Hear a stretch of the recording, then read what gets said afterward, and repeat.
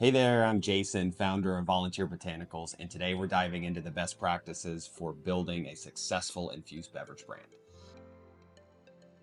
The best way to understand your local market is to know your local market. If you're interested in building a beverage in this space, you've probably seen them on the shelves, you've heard your friends talking about where they got them and how great they are. So think about it as your own market research. Where are these products being sold? What are the milligrams? Who's selling them? How much are they making them? And ask those retailers and sellers, what's selling? What do you enjoy selling? What do you see people coming back for and buying? Do a little bit of due diligence before you just go all in on an idea that you thought could work. You might find by just doing a little bit of research that you've actually now, you and about 7 other people had that idea. So survey your market first before you go all in and picking what kind of beverage that you want to produce. Most states have a specific department. For us in Tennessee, it's the Department of Agriculture that oversees most hemp products and all the legal requirements for producing them to selling them. Their websites typically have a step-by-step guide or their rules and regulations, so don't worry about reinventing the wheel. And if you're unsure, we have a fantastic legal team that we can put you in touch with that specializes in hemp compliance. You're not alone here. You've got an entire team of people that have been doing this for a long time, and we're here to help. So let's talk about getting licensed. Most states require only 2 main licenses just to get the ball up and running for manufacturing these types of products. It's the same way in the state of Tennessee, at least. Number 1 is a food and beverage manufacturing license, and number 2 is a hemp or cannabis producer license. For Tennessee, you have producers, wholesalers, retailers, and so there's different segments that you may fit in requiring you to fill out other licensures. But in the grand scheme of things, depending on what you're doing, whether you're just producing or selling, you might have a different set of requirements or licenses that you need to get.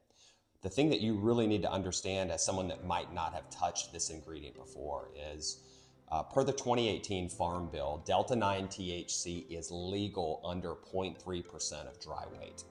Strange law, but basically what it means is when you're producing a beverage, there's tons of room in there for you to be legal per the federal bill. What I mean by that is you could probably put over 1,000 milligrams into a drink. Nobody's doing that, so you don't have to be concerned whether you're breaking the law federally if you make a 5 or a 10 milligram THC drink. It's way, way, way compliant in terms of federal law. But in terms of state law, that's where things can get a little bit different. Now, each state is also putting their own bumpers or roadblocks so people don't really take advantage of the opportunity to max out a 0.3% in a beverage. So make sure that you're checking your state rules and regulations as well. It's important to know that you are going to be compliant federally, but your state might require you to also consider different rules or restrictions while you're building your drink.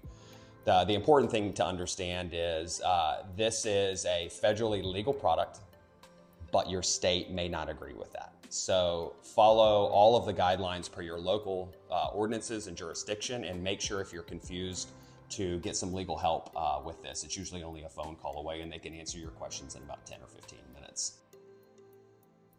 Getting licensed is step 1, but staying compliant is what keeps your business thriving.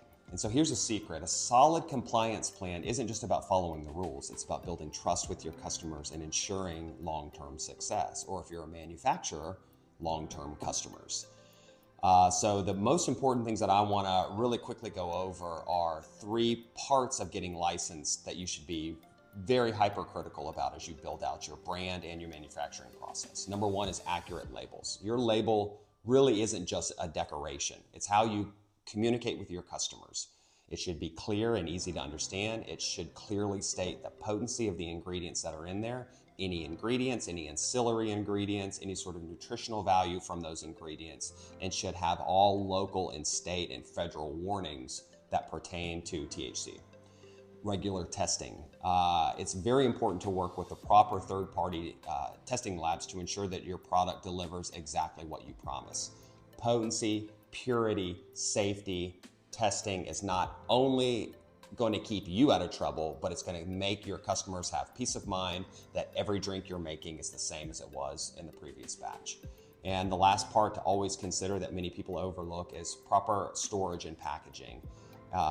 This is part of our compliance process because ensuring that your product remains stable or safe over time will help you to avoid any issues. with improper storage or storing things in warehouses that get hot can cause issues with emulsions. Emulsions can break and separate and fall out. So making sure that you are taking extra precautions when you are storing these products and you're not allowing them to get really, really hot is very important to maintain the potency for a longer period of time. And remember, we have an entire team of people that we've been working with, that many of them own and operate fantastic third-party testing labs. And our industry needs more experts to help us make sure these processes are consistent and in place. We have an incredible team of labs that you can work with directly that are very comfortable testing our emulsions in our drinks to ensure that you are testing in the right place to get the right results.